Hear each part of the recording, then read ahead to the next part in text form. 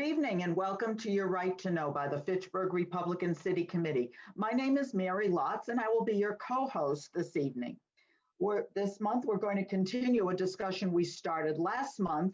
So I'd like to first introduce my friendly co-host, Andrew Couture, Attorney Andrew Couture, who just had his second COVID shot yesterday and is a little down under the weather, and our returning guest, Jessica Vaughn. Jessica is the Director of Policy Studies for the Center for Immigration Studies, a returning guest of ours. And Jessica, we really thank you for being with us and talking about this extremely important and timely topic, and certainly not one that is a joyous topic to talk about. It's a very difficult topic because of what we're seeing going on at the southern border and throughout the United States. So for our viewers, what I'd like to do is just take a moment to just bring us up to date of where we were last month, which is our April show, and this will bring us into our May show. So last month we established a couple of points, and I'll just read these quickly so it'll bring us up to date. Under the Obama-Biden administration, the borders were very porous and an illegal entry into the United States was very problematic. The second thing we established was it took the Trump-Pence administration about 2 years to get a handle on this. But once they did, the number of border crossers, unaccompanied minors, violent gang members was drastically reduced. And in part, this was done due to the wall, which, as Jessica very clearly told us last month, worked. The wall worked. It was also stopped by diplomacy because President Trump got involved with the presidents of the different countries, Mexico, Latin America, South America, and also Homeland Security was allowed to do their job. The third thing we established in the first 2 months of this year under the new Biden-Harris administration, the border has been opened up. The border is now a crisis of epic proportions, and we get disasters reported every day. So with those three updates, let's go on. And we did leave last month, we left off with the report and the visual of two little girls, 3 and 5 years old, being dropped literally 14 feet over the wall onto the desert floor on the United States side. And the only thing that probably saved them was, it's a wonder they didn't die or get severely injured in the fall. But the only thing that really saved them was the fact that the Homeland Security had that particular area on video camera, saw what happened and went immediately out to help them. Jessica, can you shed some light on that terrible, terrible thing? Yeah, this was very, very hard to watch, but certainly gives some insight into how these smugglers operate. They do not care about the kids that they have been paid to bring across. The parents who are paying the smugglers don't seem to understand how truly dangerous it is for their kids and what they're putting them through. But our Border Patrol will not let people die. They make many, many rescues of kids who have been dropped over the fence, thrown into the Rio Grande, left in the desert, and just abandoned. And that is, that's important for people to understand that the Border Patrol is there's a lot of pressure on the Border Patrol. They're not going to let these kids be harmed, but it's a difficult job. And that's how emboldened the smugglers feel. That's how out of hand this is now, that these smugglers think that they can just toss kids over the wall and walk away. They've gotten their money. They don't care. Mm-hmm. We're going to, under the Biden administration, the US government is going to complete the smuggling journey for these kids by delivering them to the parents, most of whom are living in the United States already illegally. And so there's no reason to stop it. There's no deterrent. The parents are getting what they paid for. The smugglers are doing what they've been paid to do. The kids are pawns, but it's American communities that are going to pay the price for this, and that are going to have the burden of accommodating these migrants. Once a child like that is dumped over the wall or brought by the parent, or brought over on a raft, even if they're not treated horrifically like that, then they, by law, the Border Patrol takes them and puts them in the custody of the Office of Refugee Resettlement, which will take them to a shelter, feed them, give them medical care. And often the kids, in fact, almost always, have some information for the US government to use to find their parents. And they'll be turned over to their parents under the Biden administration, as it was under Obama, no questions asked. They don't do background checks. They don't ask any questions of the people who are picking up the kids. Doesn't matter that they're here illegally. No expectation that they be charged with immigration violations. No expectation that they even bring the child to any court hearings or anything like that. It's just, complete the mission of the smugglers. Under the Trump administration, we did background checks. We did not turn children over to criminals. We did not turn children over to gangs or to human traffickers or labor traffickers.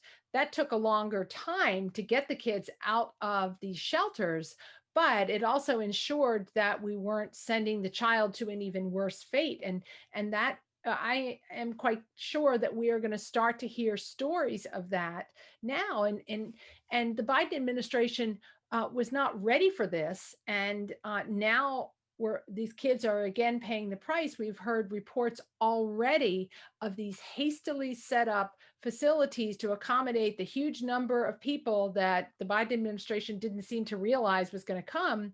And there are allegations of abuse of these kids already happening in these shelters because they gave the contracts for running the shelters over to their cronies instead of trying to prevent this from happening at all. So it's a catastrophe for these kids. But just this morning on the TV, I heard that Governor Greg Abbott is trying to get the one of the arenas in San Antonio closed down because of reports of sexual abuse of the children in that facility. Now, I don't know why anybody should be surprised at this, because we learned from Hurricane Katrina, and that was back in 2005.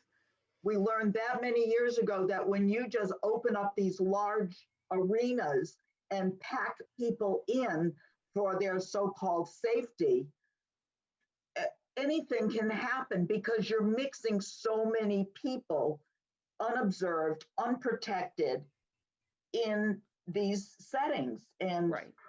And that's exactly what seems to be happening, because rather than trying to stop people coming through and then work to do something with the border, they just keep the surge coming forward.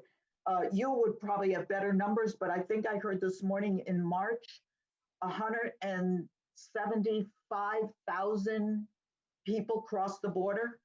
That's how many were caught. That's how many we know about. And it's a record number.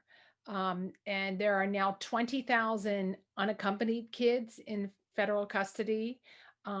There were tens of thousands of families with kids coming, and many single adults as well. Yes, and the reason it keeps getting worse is because the Biden administration is not doing anything to address it. They think that they can just manage this and that people won't notice. They, scramble to pull together these facilities that are completely inappropriate, not designed to hold kids, and put their friends in charge of running it, pay them massive amounts of taxpayer money. This is costing billions of dollars at this point to rent a stadium for all these kids and pay people to do it, who are not qualified and obviously not doing a very good job of it either. And hope that, but not making any effort to actually solve the problem. And we know what would solve the problem, and that would be to end catch and release and require people to go home instead of to come into the United States to live and keep making the smugglers rich.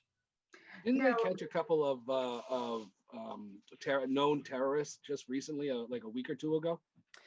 Yeah, that's a good point. That is the other problem is it's hard enough for the Border Patrol to have to deal with uh, kids and families with kids.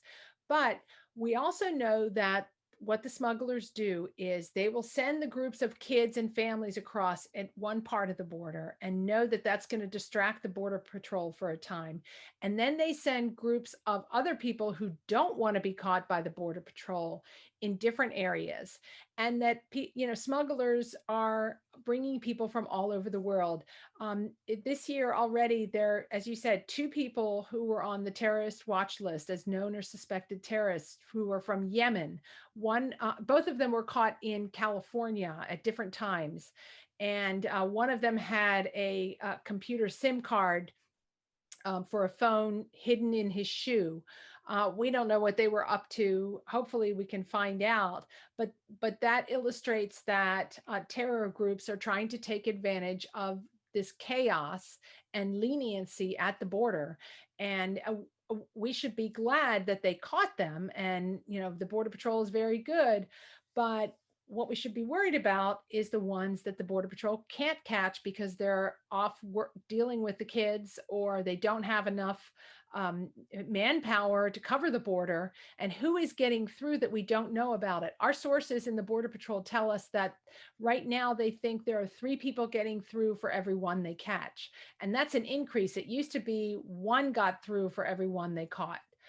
But it's gotten much worse now. That's how emboldened the smugglers are, and how much the message has gotten out that now is the time to come. So everyone is trying. We also know that the MS-13 gang and some of the other transnational criminal gangs are taking advantage of this. There have been MS-13 members caught by the Border Patrol, found in these shelters for kids who were supposed to be under 18, but how we have no way of checking that. that happened before under the Obama administration, where these young men, single young men, would come over and they would lie about their age, Right. and they would be put into the American schools, junior highs, and things like that, and they were Right. in their late teens, early 20s. And it's a dream situation for them for recruiting new gang members, which is what they want to do, because these kids are vulnerable. And some of them are already involved in gangs before they come. Others are easily recruited, unfortunately, here in the United States because they're isolated, in certain communities. And so people need to remember also that this is not just a problem for communities along the border. Um, we found that what is happening is that the nonprofits who are trying to help these new migrants are organizing buses for them. And one of my colleagues was reporting down at the border and was talking to the migrants and getting them to tell him where they were going. And Massachusetts is one of the destination states for many of these migrants. They're settling in Lynn and Chelsea and East Boston and the Worcester area, Milford area, and various other parts around Eastern Massachusetts, Springfield as well. And so, county taxpayers really are going to pay, and cities and towns are going to need to deal with this in the schools and in the social services agencies and so on, without really any consultation with the federal government, which is something really that I think state and local lawmakers need to try to do a better job of demanding answers from the federal government. How many people are you sending here? Who are they? How many? What is the expectation for services? They're really. This is a way that I really think it would have potentially an impact on the Biden administration if communities in Massachusetts and other places started to ask questions, demand answers, and say that, look, we're not going to accept this unfunded mandate. You need to work with us. This is not sustainable. Well, is there a change at all in the attitude of some of the uh, congressional people in DC, not the Republicans, but the Democrats, that they're finding this problematic? We've got this problem was given to be worked on by Vice President Kamala Harris. She's missing in action on this. She said she had a telephone call with, I guess it was the president of Mexico, I think, is who she had a phone conversation with. But she's not made one border appearance. She's not gone down. She's not meeting with any of the border agents. She's not going down there. Is anybody, are you hearing rumblings of Washington being upset about this, or are they all just taking this laissez-faire attitude and saying, oh, well, President Biden will figure it out? Well, I think there is some concern. Certainly, the border area members of Congress, the members who represent communities that are along the border, yeah. Even the Democrats like Representative Cuellar and a few others, some mayors of cities down there have been very agitated about this and are starting to make some noise. The Biden administration doesn't seem to be reacting. Certainly, Vice President Harris is not. As you said, she's supposed to be the border czar now, and she won't even go down there, doesn't talk about it, isn't doing anything apparently. We have seen a little bit of action from the Homeland Security Secretary Alejandro Mayorkas, but it's a lot of platitudes, frankly. Keep saying that, yeah, we're getting a handle on this. The Border Patrol is so great. They're doing such a great job. And we're handling this in a much more humane way than Trump did. And, we're doing a great job. But that's about it. They're not doing anything to try to stop it. They're only trying to manage it and to distract people from seeing what's really going on. There hasn't been any transparency allowed. There have been a number of groups of members of Congress who've gone down there. But if it wasn't for the senators, we would have no reports at all. Right. A couple of weeks ago when Senator Cruz and Rubio and they brought Senator a Cotton group down, Cotton, and they got pictures that the press wasn't allowed to take, and they came back and showed the pictures of the overcrowded conditions. And that was the first time we were allowed to see what was going on. Now, but another visual that we have, and it's a little bit tongue in cheek, but I think it spells a message that people need to visualize. You used the term before, people are commodities. It appears that human beings are now being looked at as commodities, things that need to be gotten rid of, things that need to be taken care of, things that need to be hidden away. And somebody made with these little silver foil blankets that runners and people use. I mean, I think of a child, I think of something soft and cuddly. I don't think of a silver foil blanket, tinfoil blanket. But somebody made the expression, children in these arenas and in these holding areas look like little lined up baked potatoes. And it was a little bit of a tongue in cheek, but the visual is assaulting to me. I think of the visual of these little rolled up silver foil things are all human beings. They're all children who should be warm and cuddly and fuzzy and not on a hard floor wrapped in tinfoil. Are these overcrowded conditions? How long does a child stay in one of these places? Well, when the numbers are not very high, they're supposed to stay no more than 72 hours in the Border Patrol facilities before they're moved to an Office of Refugee Resettlement facility, which is more like a group home or a bigger shelter. But the situation is so out of hand that the Border Patrol cannot manage the huge numbers of people that are coming. So the facilities got overcrowded very, very quickly. And even though the Biden administration was warned all along, all through the end of last year and before January, that this was going to happen if Biden made good on his campaign promise to end the catch and release policy and the remain in Mexico policy, they should have been better prepared. The Department of Homeland Security has a mass migration plan that they could implement, but the Biden administration has said that they want to do it differently, and that they want to let everyone in and give them a chance to live here and pursue an asylum application. That they just want to do it differently. They want to release children more quickly. Well, in fact, they're actually being held longer in these horrible conditions, as you said, because they've mismanaged this so much.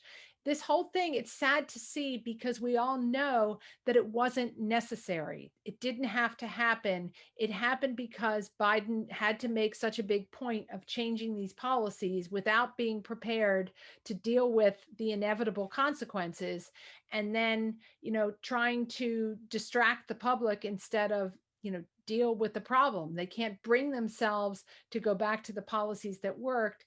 They're instead trying to kind of spin it and create a different narrative that nobody believes, because we can see what's happening thanks to the Border Patrol and other members of Congress who are demanding answers, and occasional journalists who are getting an idea of what's going on. But they're going to have to backtrack at some point, because this is, communities are going to start to complain, and it needs to happen soon. Well, one of the questions is how many of these people are true asylum seekers? Asylum has a criteria. An asylum seeker actually has a specific criteria of, you would know it offhand. I'm trying to look for my note quickly because I had it, but it's persecution, death, something on that order. Right. Under our law and international law, asylum is something that is offered to people who have been persecuted by the government or by organizations, and the government deliberately does nothing about it, on the basis of their race, of their religion, their political opinions, being a member of a particular social group, for those reasons. We know from talking to the migrants that they're not really fleeing persecution. They are coming because they heard that they would be able to get in now, and they're seeking a better life, and no one can blame them, but they do not qualify for asylum. Asylum is, for example, a recent case was a woman in Afghanistan who wanted to become a pilot, who was not allowed ever to get a job, and was mistreated because she was trying to pursue a particular career. Or ethnic minorities or religious minorities who are denied opportunities and mistreated and so on. That's we want to have an asylum system, but what we know from past surges of migrants from Central America is that, first of all, half of them, after we let them in, will not, this is based on real Department of Justice immigration court statistics, half of the ones we let in previous crises didn't even fill out the asylum application. Mm-hmm. If they did, half of them didn't show up for their court hearing. Of the ones who did show up, only between 10 and 20% were found by a judge to truly qualify for asylum here. So it's a very small minority of those coming across that are truly legitimate based on the asylum concept. Right. Andrew, did you have, you're just looking, and I know you're suffering. Do you have anything? Because you're muted. Sorry about that, Mary. No, I've been very interested. I mean, the second shot of the COVID vaccine has really threw me for a loop. And I don't want to, it's just, I can't really fashion a coherent thought, because it is that bad for me. I mean, I walked in the door and my wife was like, "You're going on TV. You don't look well." And So it's like, I got to do it. So, but I've done a great job, Mary. Well, then I want to ask Jessica, as we're down to just a couple of minutes, what can we do? I guess maybe we all know what we can do, but what are we need to do something to get a handle on this crisis. What are the things we need to do as people, as a country, but maybe as people, because we're the ones watching this? Well, first of all, I mean, if we understand that it is not right to have a policy that entices people to go to put their kids on a dangerous journey like this, pay a criminal smuggler to bring them to, to the border and possibly throw them in the river, dump them over a wall or what have you, in the hope of getting into the United States, that it's our policies that are inspiring and motivating people to do this and that are enriching the criminal smuggling organizations. We need to demand a change to the policies.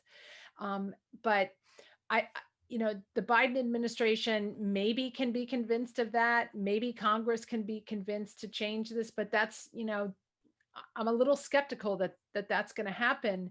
I think that the groups that the Biden administration has to listen to are their fellow Democrats who are going to understand that this is a huge problem. And people in a state like Massachusetts, we need to demand that state and local leaders in Massachusetts ask for and get more information about who is going to be released to come to Massachusetts, who is going to cover the costs of the schooling and the health care and the services that people need. And housing, right, housing, welfare. How where are people like this expected to work?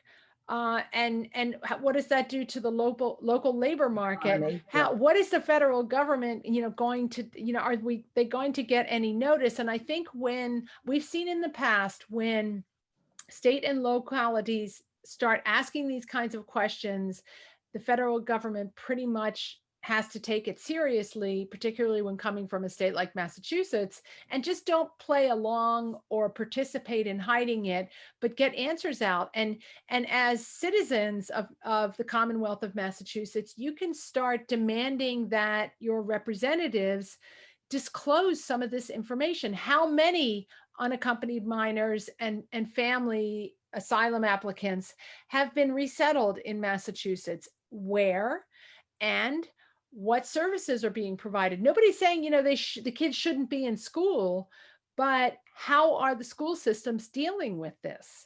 Mm-hmm. Just get some facts out there, and a little sunshine on some of these facts can make a big difference when people understand that, politicians understand that people are noticing what's going on and want answers. And, short of, regime change, which isn't going to happen for a while, that's the best I think that people can do at this point is get that information out there. Thank you, Jessica. Thank you, Andrew. But thank you, Jessica, for joining us tonight. Your information and what you put out is always so insightful, and we really do appreciate you spending 2 months with us. As I leave you tonight, I'd like you to remember the Fitchburg Republican City Committee. We believe our GOP stands for growth, opportunity, and prosperity for all people. And joking aside, I'd like to end it by saying, let's build the wall. Thank you and good night. Thank you.